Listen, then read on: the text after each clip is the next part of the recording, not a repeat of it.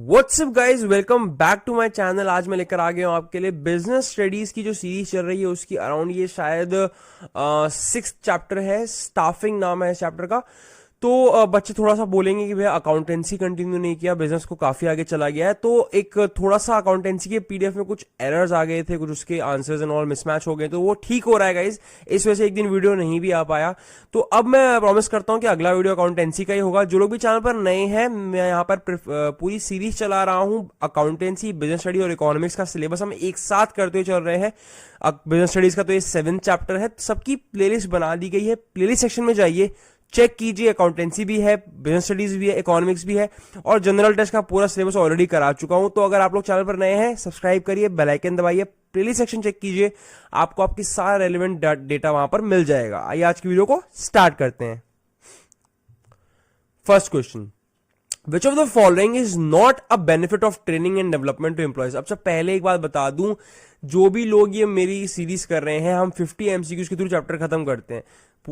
नाम ही है फुल चैप्टर एंड 50 एमसीक्यूज। तो इसको करने से पहले आपको चैप्टर का एक वन शॉट कम से कम देखा होना जरूरी है, या फिर आपने चैप्टर को पढ़ा होना जरूरी है। बिकॉज देखो, सिर्फ एमसीक्यू करके आप नहीं जा सकते, चैप्टर का इन डेप्थ नॉलेज होना भी जरूरी है। पूरे 50 एमसीक्यू में लगभग सारे टॉपिक्स को मैं कवर कर लूंगा, बट इन एमसीक्यू को समझने के लिए भी आपको चैप्टर आना जरूरी है।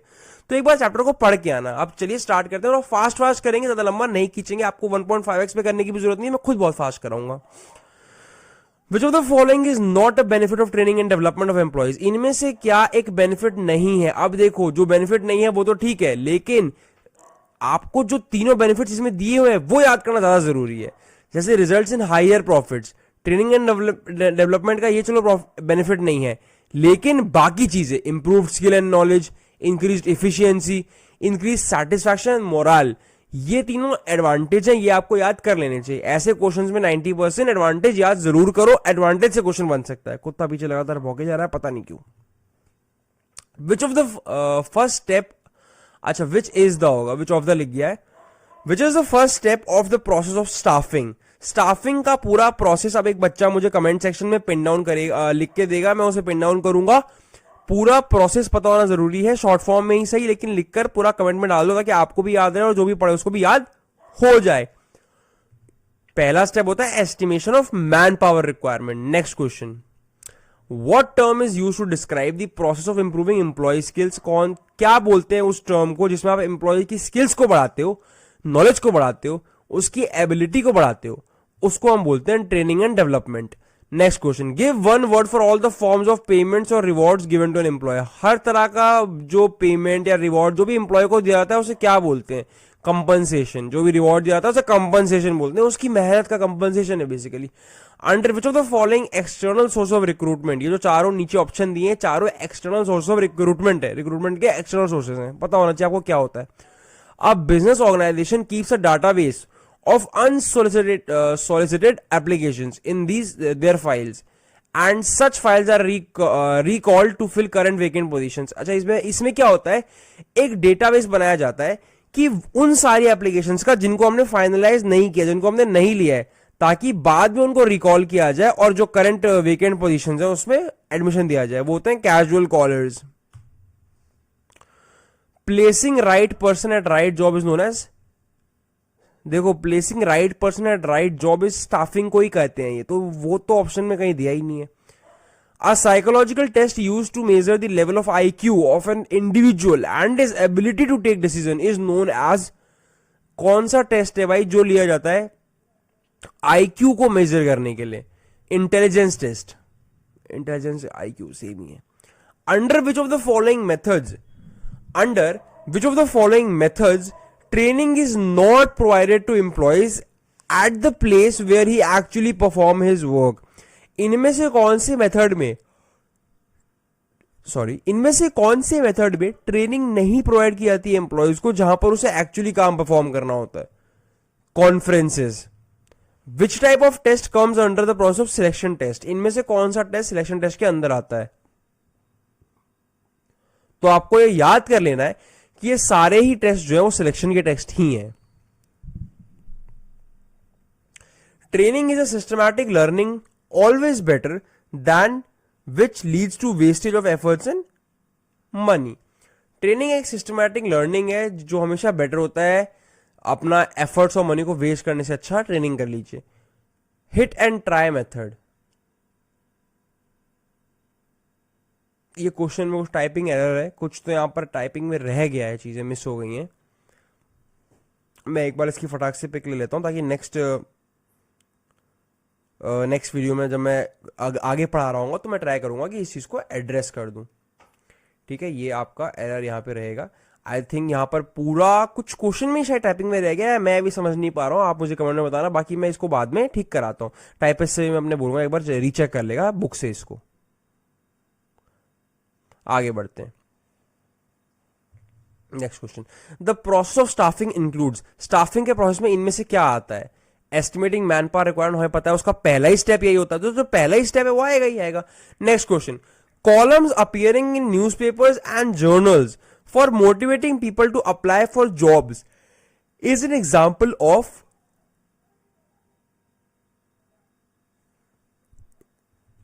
advertisements. Which of these involve shifting of an employee from one job to another? Job rotation. Under which of the following method of recruitment? अच्छा, आप लोग को इस बेसिक क्वेश्चन है इसलिए मैं ज्यादा एक्सप्लेन नहीं कर रहा कि भाई किस मेथड के अंदर एम्प्लॉय की जॉब एक जगह से दूसरी जगह की जाती है। जॉब रोटेशन में ज्यादा समझा नहीं रहा हूं मैं, जिन जगहों पर जरूरत नहीं है वहां टाइम नहीं वेस्ट करेंगे। Under which of the following method, इनमें से कौन से मेथड के अंदर, रिक्रूटमेंट के कौन से मेथड में a notice is placed on the notice board of the enterprise specifying details of the jobs available. यहाँ एक नोटिस बोर्ड पे नोटिस लगा देते हैं कि भाई हमें जॉब अवेलेबल है, उसके लिए ये चीजें आपके पास होनी चाहिए, ऐसा नोटिस लगाते हैं। तो ये कौन सा तरीका है? ये डायरेक्ट रिक्रूटमेंट का तरीका है। The specialised activities and duties of human resource management are, मैंने हमेशा ऐसे क्वेश्चंस में आंसर ऑल ऑफ दीज को ही रखा है ताकि आप वो सारी चीजें याद कर सको, सारी चीजें पढ़ सको जो कि आगे पेपर में दिख सकती है। तो आपको ये सारे अच्छे से पढ़ लेना है, कोई भी ऑप्शन पेपर में है आपको आंसर करना है, तीनों को अच्छे से याद कर लीजिए। Recruitment of employees from external sources increases dissatisfaction among the present employees as their chances of dash are reduced. मैं कॉलेज में होता हूं पूरे दिन, तो शूट करने का टाइम मेरे पे पूरे दिन नहीं होता है। फिर कॉलेज से आने के बाद मेरे को ट्यूशन एंड ऑल में पढ़ाता हूँ बच्चों को, वो थोड़ा सा पढ़ा लिया, अपना खाना पीना खाया, थोड़ा रिलैक्स किया, चिल किया। मेरे पास ये रात का एकदम लेट नाइट का टाइम बचता है शूट करने के लिए, तो मेरी खुद की हालत बड़ी कमजोर होती है, मैं थोड़ा सा नींद में ही होता हूँ। तो अगर आपको मेरी वॉइस थोड़ी सी डिफरेंट लग रही हो तो प्लीज माइंड मत करना, आप फोकस करके पढ़िए, एकदम अच्छे से पढ़िए। मैं पूरा रात भर जग के पढ़ाऊंगा, कोई इशू की बात नहीं है। अब थोड़ा अपना एक्स्ट्रा एफर्ट लगाना पड़ेगा, मैं भी एफर्ट लगा रहा हूं। अब अगर आप लोग को थोड़ा सा भी एफर्ट दिखता है कि हाँ भाई कॉलेज से आके बंदा ट्यूशंस पढ़ा के फिर अपना खाना पीना खा के फिर आपको पढ़ाने बैठ रहा है, तो आपने एक लाइक जरूर कर देना है। थोड़ा सा आप लोग भी प्यार दिखाएं, बिकॉज आपके लिए ये पीडीएफ बनाने का भी टाइम निकालना काफी एफर्ट लगता है। मैं ये ऐसा नहीं चाहता रहा, ऑब्वियसली मेरा ही काम है, मैं ही करूंगा, बट स्टिल रात को पढ़ा रहा हूँ, थोड़ी सी आवाज हो सकता है थोड़ी सी डिफरेंट आए, थोड़ी थकी हुई लग रही हो, बट आपने एनर्जी पूरी अप रखनी है। Recruitment of employees for from external sources increases dissatisfaction. Employees का रिक्रूटमेंट फ्रॉम एक्सटर्नल सोर्सेज यानी जो बाहर के सोर्सेज से ले आता है, उससे डिससैटिस्फैक्शन बढ़ता है प्रेजेंट एम्प्लॉयज के अंदर। As their chances of dash are reduced, उनके किसी के चांस चले गए, प्रमोशन के चांस चले गए। भाई हम लोग को जरूरत पड़ी एम्प्लॉय की, हमने बाहर से एम्प्लॉय ले आए, है ना। तो इससे हुआ क्या, जो प्रेजेंट एम्प्लॉय थे उनको लगेगा यार हमारा प्रमोशन नहीं किया, बाहर से बंदा ले आए, तो डिससैटिस्फैक्शन होता है। Which of the following is not an external source of recruitment, इनमें से क्या एक एक्सटर्नल सोर्स ऑफ रिक्रूटमेंट नहीं है? Advertisement, casual callers, promotion, recommendation of employees. Promotion जो है वो कोई एक्सटर्नल सोर्स तो नहीं है, वो तो अंदर ही लोगों का होता है ना। Staffing function deals with which element of management, जो स्टाफिंग का फंक्शन है वो किस एलिमेंट ऑफ मैनेजमेंट से डील करता है? Human, machine, money, material. मक्खन क्वेश्चन पर टाइम वेस्ट नहीं करेंगे। The internal source of recruitment are both transfer and both promotion. Human resource management includes many specialized activities to be performed by HR personnel except by human resource management में बहुत सी activities होती हैं जो HR personal को करनी होती है, पर क्या नहीं करना होता है, उसको कस्टमर पे फोकस नहीं करना होता है। आप लोग को थोड़ा नॉलेज तो होगा कि ह्यूमन रिसोर्स मैनेजर करता क्या है। वो उस ह्यूमन रिसोर्स को मैनेज करता है जो ऑलरेडी ऑफिस में काम कर रही है। उसका काम ये नहीं है कि वो बाहर कस्टमर्स से बात करे, वो ऑफिस में जो लोग काम कर रहे हैं वो उन्हीं पे बस ध्यान देता है। Dash is a career oriented process, development is a career oriented process. ये क्वेश्चन थोड़ा कंफ्यूज करता है, ट्रेनिंग की आंसर लगता है लोगों को इसका, बट डेवलपमेंट इसका सही आंसर है। Which of the following is a limitation of external source of recruitment. External sources of recruitment जो होते हैं उसका एक लिमिटेशन होता है, वो इनमें से क्या है? उसका लिमिटेशन ये है कि लेंदी प्रोसेस होता है। जब बाहर से किसी को लेना हो ना तो आप हर चीज टेस्ट करोगे, उसकी everything should will be tested, अपनी कंपनी के हिसाब से सब देखोगे। तो अगर आपने अंदर से किसी बंदे को चुना होता, प्रमोशन कर दिया होता, तो उसमें कुछ ये सब नहीं करना पड़ता, लेंदी नहीं होता। विच of the following statements is not true. अब ऐसे क्वेश्चन में क्या होता है ना, अब जो नॉट ट्रू है आप उसे छोड़ो, जो बाकी की 3 स्टेटमेंट ट्रू लिखी हुई है ना आप उसे पढ़ लो, बिकॉज अभी हम प्रैक्टिस कर रहे हैं, तैयारी कर रहे हैं। यहां पर सारी स्टेटमेंट सही है, बस training is for present managers only. ये तो चलो दिख के पता चल रहा है गलत है, बट जो गलत है आप उस पर फोकस मत लो, आसान क्वेश्चन ही होता है ये। जो 3 सही स्टेटमेंट है आप उन तीनों को अच्छे से पढ़ लो, याद कर लो, क्या पता आपके पेपर में ये हो जाए। 90% टाइम ये होता है कि हम पढ़ तो लेते हैं, हम सिर्फ आंसर याद करके चले आते हैं, दूसरे ऑप्शन में से कोई क्वेश्चन बन के आ जाता है या फिर दूसरे क्वेश्चन तरीके से कुछ आ जाता है, तो हम उसे मिस नहीं करना चाहिए, सब कुछ पढ़ के चलो। For the purpose of recruiting employees, Mr. X Limited या Miss X Limited placed a TV commercial on a leading channel. This is an example of recruitment through. उनने भाई एक टीवी कमर्शियल करा दिया चैनल के थ्रू, तो this is advertisement on electronic media. Which function of management concentrates on employing the right person at the right position. Chapter का नाम ही है ये। Training is provided to employees on the actual machines but away from actual work floor is known as vestibule training. It is provided where the employees are supposed to work on. पहले vestibule training की definition दिया हुआ है, फिर पूछा है आपसे कि it is provided where the employees are supposed to work on which type of things. Sophisticated machinery, जब ऐसी मशीनरी पे काम करना हो जो उसको काम करना बड़ा sophisticated हो, मतलब बड़े ध्यान से बहुत यूनिक तरीके से काम करना हो, तो उन्हें ट्रेनिंग दी जाती है वर्क प्लेस से दूर ले जाकर। सेम टाइप की मशीन होगी पर वर्क प्लेस पे काम नहीं करेंगे, बिकॉज वहां गलती नहीं हो सकती, करनी उन्हें गलती नहीं करनी चाहिए उन्हें। Dash is the last step in the process of selection. Selection के प्रोसेस में आखिरी स्टेप क्या है? Contract of employment. अब भाई सब कुछ हो गया, एम्प्लॉयमेंट तो दो, कॉन्ट्रैक्ट दोगे ना, वही लास्ट स्टेप है।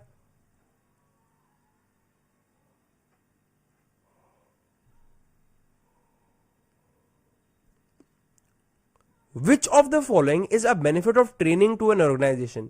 इनमें से क्या एक बेनिफिट है ट्रेनिंग टू एन ऑर्गेनाइजेशन का? Systematic learning, reduces absenteeism and employee turnover, increases workload of employees. इनमें से क्या बेनिफिट है ट्रेनिंग ऑफ एन ऑर्गेनाइजेशन का? Both 1 and 2। सिस्टमैटिक लर्निंग भी हो जाती है और एब्सेंटिज्म भी नहीं होता, लोग ट्रेन होते हैं तो एब्सेंट नहीं होंगे, भागेंगे नहीं जॉब छोड़ के, सब कुछ सही रहता है ना। ट्रेनिंग देना बहुत जरूरी है। Which of the following is not a factor which put limitations on the use of internal sources of recruitment? इनमें से क्या एक फैक्टर नहीं है जो कि which put limitations on the use of internal sources of recruitment? Low productivity, reference check, lethargic employment, no induction training. बाकी ऊपर जो तीनों है वो फैक्टर्स है कि हाँ उनकी वजह से इंटरनल सोर्स ऑफ रिक्रूटमेंट पे लिमिटेशंस लगती हैं, जैसे कि लो प्रोडक्टिविटी होती है, रेफरेंस चेक हो जाता है, लेथार्जिक एम्प्लॉयज हो सकते हैं, मतलब जो ऑलरेडी नीचे आपके अंदर काम कर रहा था आपने उसी को रिक्रूट कर लिया, उसमें कोई खास एनर्जी नहीं आएगी, वो तो पहले भी आपके अंदर काम करता था। किसी को बाहर से लाओगे तो भाई वो एम्प्लॉय बड़ा एनर्जी वाला होगा। तो समझ रहे हो, ये जो तीनों पॉइंट्स हैं ये लिमिटेशंस हैं इंटरनल सोर्स ऑफ रिक्रूटमेंट की, लेकिन ये नो इंडक्शन ट्रेनिंग लिमिटेशन नहीं है। नेक्स्ट क्वेश्चन थोड़ा कंफ्यूजिंग क्वेश्चन था पिछला वाला। Which source of recruitment motivates the employees. इनमें से कौन सा सोर्स ऑफ रिक्रूटमेंट मोटिवेट करता है एम्प्लॉय को for better performance and leads the satisfaction among employees? Placement agencies, on site recruitment, college placement, internal source of recruitment. Internal source of recruitment motivates the employees for better performance, ठीक है। Which selection test aims at examining the honesty and other attributes of individuals. कौन से selection test से honesty और other attributes को देखा जाता है?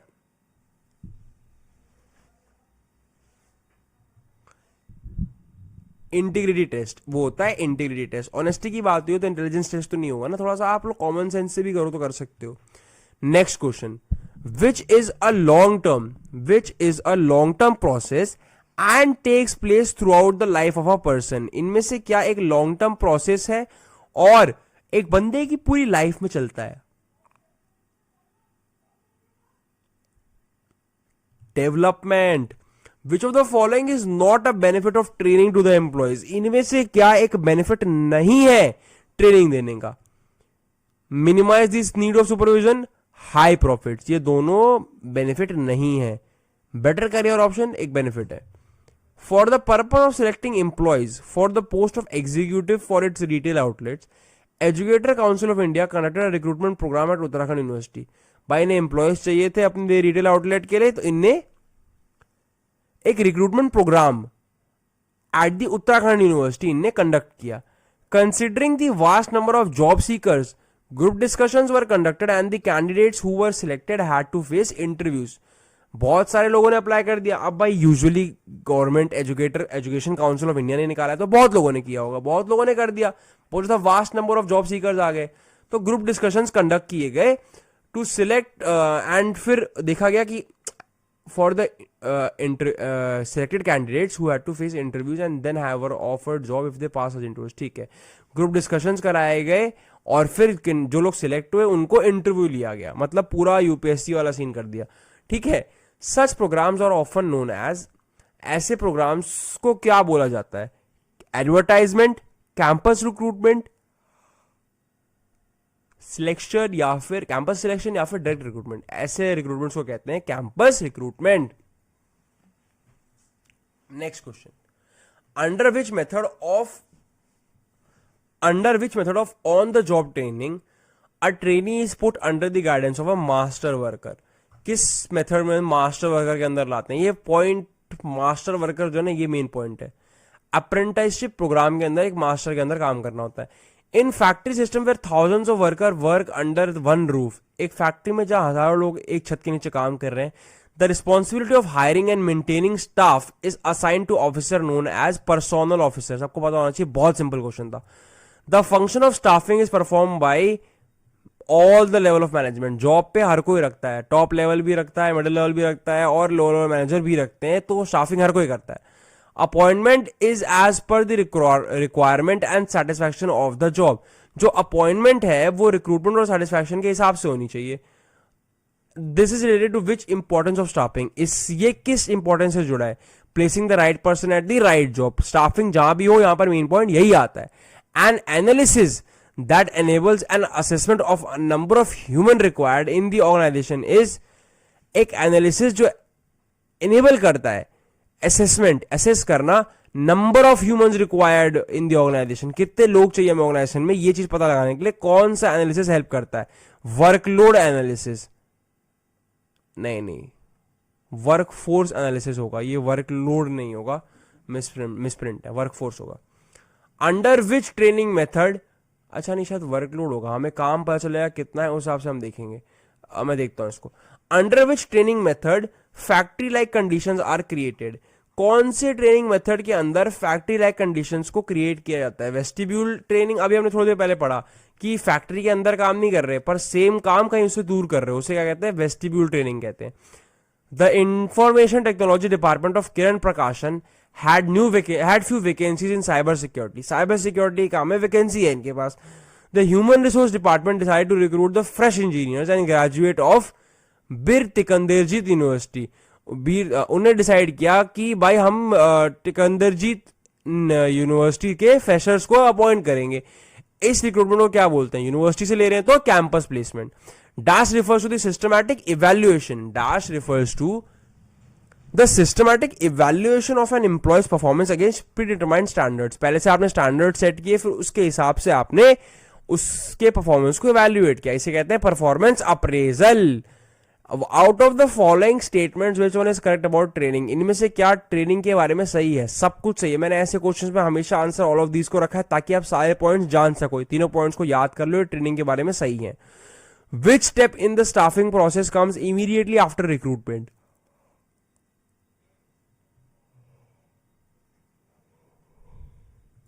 सिलेक्शन.